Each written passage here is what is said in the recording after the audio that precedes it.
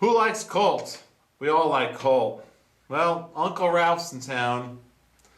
And every time Uncle Ralph comes in town from the Sarasota, Florida area, you bring an arsenal, don't you, Ralph? I try to. This time you brought a lot. You brought a lot. In this video, we are going to focus on a Colt from 1925. We got the serial number. We're going to talk about it. We're even going to shoot it. What a revolver this is. Al Capone's model sold for $112,000. Let me tell you, this is called the Colt Police Positive, and we're going to get some really good close-ups on it. Before we talk about the Colt, while I have Ralph sitting here, we got a whole arsenal of weapons on the floor behind him right there.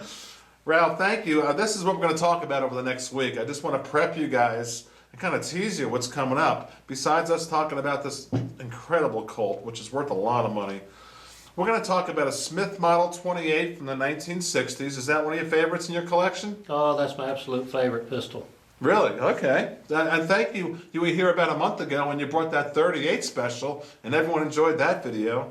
Whenever Ralph comes, he brings historic guns. I don't want to call you an old-timer, but you like guns that have a lot of history to them. Is that correct? Oh, yes. I'm more inclined to lean toward the old guns than the newer ones. Okay, good. Nothing against the newer ones now, but... Now you also brought an Ithaca Model 37 12 gauge. Now, is this the type where, like, if you hold the trigger in and you pump it, it just keeps shooting? Yeah, when it returns, it shoots. So we'll talk about that in another video. Designed from 1933 to present, and yours is from the 1970s, right? Yes, yes. It was once owned by a Florida Department of Law Enforcement officer when he was a deputy sheriff. All right, we'll get to that gun this week. And you also have a Remington Model 700 sniper rifle, 30-06. What I actually brought was a sporting model of it, but it's still a rifle. The action is still used by a lot of the police departments around the state. All right, so we'll talk about that this week. You also have a Remington Model 70, and who knows who Marine Gunnery Sergeant Carlos Hathcock, sniper from Vietnam. He's got a lot of kills, very well known. And what did you bring? I brought one that was similar to what he used in Vietnam. So we'll talk about that. Very exciting. You also brought a Springfield Model 1873 trap door General Custer, caliber .45-70, post-Civil War, and we're going to talk about the General Custer story. That'll be a fun video, won't it? Oh, yes. We're going to talk about that. And I think the Winchester Model 94 kind of ties in with it. Is that right? 32 caliber you have. Yes, it's similar to the 1873 that the Indians used against General Custer. That'll be an interesting video. Just prepping everyone for what's coming up on weapons education. Whenever Uncle Ralph comes in town with all this arsenal, we gotta make videos of it. This stuff is, it's golden, worth a lot of money. Colt single action army from the 1800s, a real cowboy gun. I mean, this is the real deal, black powder. Right, it is similar to the kind that Custer's men would have been carrying at the Little Bighorn. And what would they be worth? Like a perfect one. We'll do the video. We'll talk about it. A lot of money? A lot of money. Okay. And then we also have a Marlin 1894 model, 1894, 44 special, and a rifle. Yeah, we're going to use that in connection with the Custer video to show basically, again, what the Indians were using, although that one wasn't made at that time. But it all ties into Custer. So we're going to have a true educational week here on weapons education. Welcome to the channel. Right now, let's go shoot this puppy. Let's go shoot this 87-year-old gun and then talk about the specs of it. Welcome to weapons education. Please subscribe.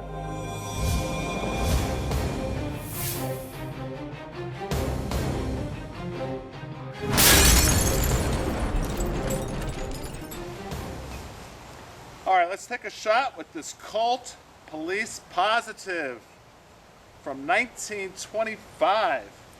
We have a gun here in 2012 what is that, 87 years old now? It's pretty awesome. We got little Lammy out there. Let me prep little Lammy. We already stitched her up from the 410. And she's all back together now, and she's good. And don't worry, little Lammy, it's not gonna hurt. It's only a 32. Al Capone never really killed no one. That was all a conspiracy theory. We just got one of his types of guns here, and we're gonna see what it can do against you. Okay, little Lammy? Just relax. Okay, I'm gonna get real close here.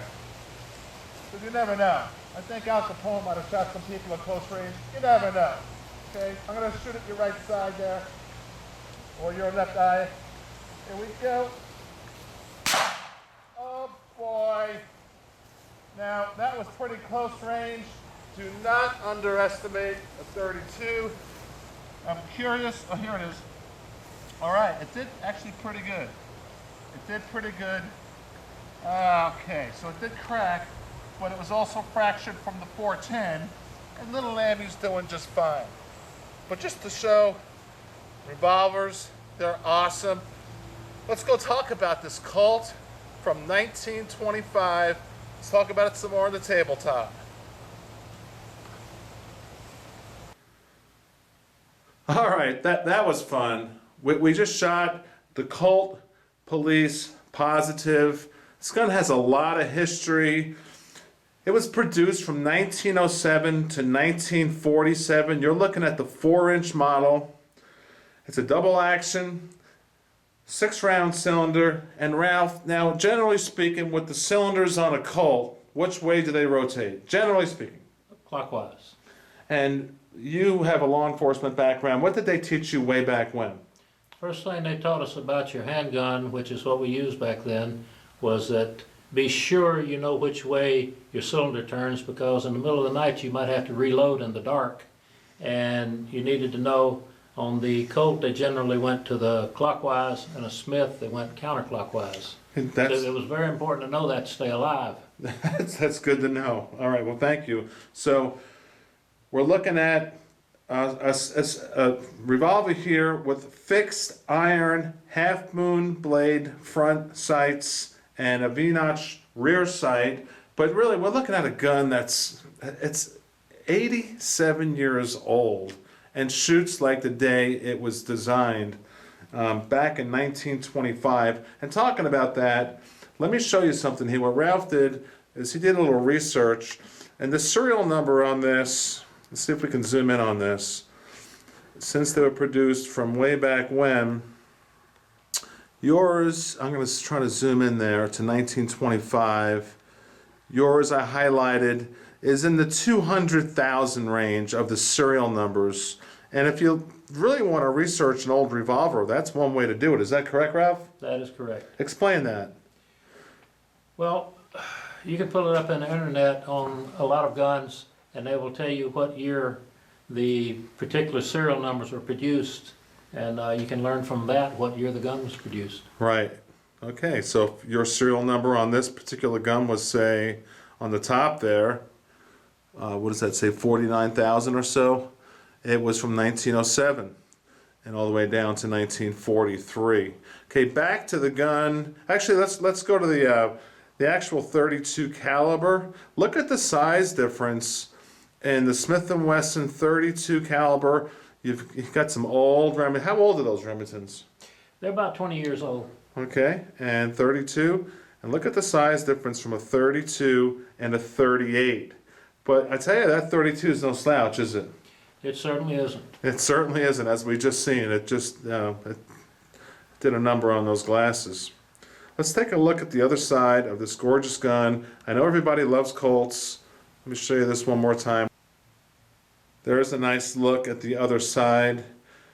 And Ralph, the trigger on this, what can you say? It's not like a feather. It's not like a 2-3 pound trigger for a revolver, but it's pretty light, right?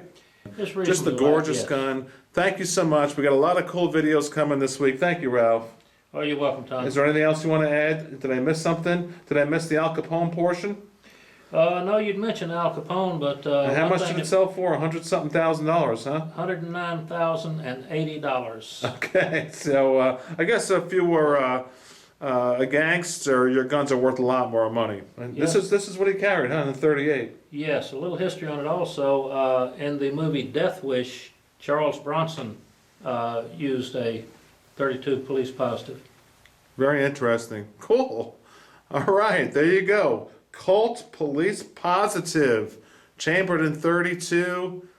Right here on weaponseducation.com. Please throw in your comments. Let's talk about Colt. Let's talk about older guns. Let's just talk about guns in general. Thank you so much. Check it out. Bye-bye.